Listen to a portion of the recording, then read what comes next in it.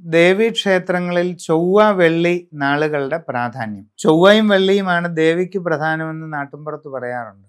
ചൊവ്വാഴ്ചയും വെള്ളിയാഴ്ചയും ദേവീക്ഷേത്രങ്ങളിൽ പ്രധാനമാണ്.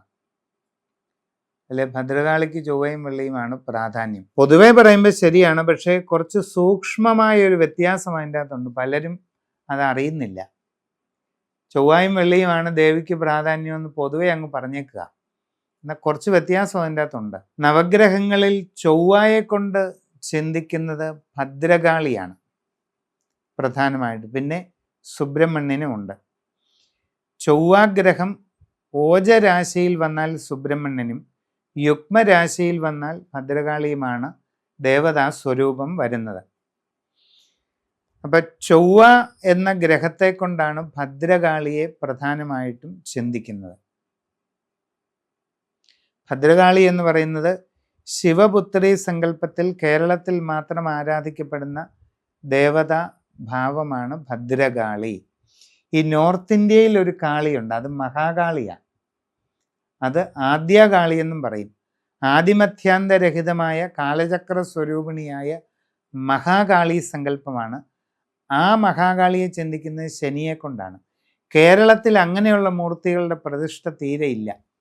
കേരളത്തിലെല്ലാം ശിവപുത്രിയായിരിക്കുന്ന ദാരികവധത്തിന് വേണ്ടി അവതരിച്ച ഭദ്രകാളി പ്രതിഷ്ഠകളാണ് ഇവിടെ കൂടുതലുള്ളത്.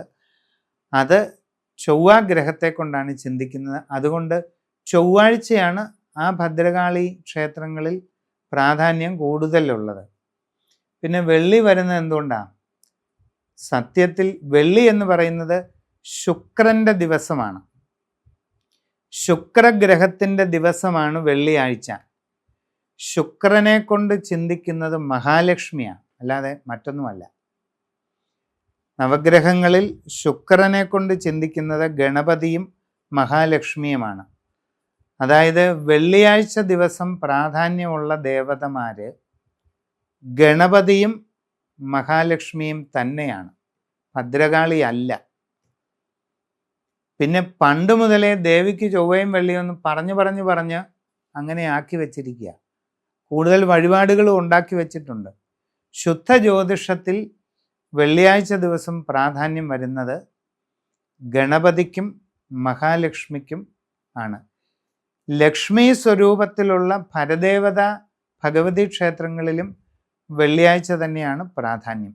എന്നാൽ ശുദ്ധ ഭദ്രകാളിക്ക് എല്ലായ്പ്പോഴും ചൊവ്വ തന്നെയാണ് പ്രാധാന്യം വരുന്നത്.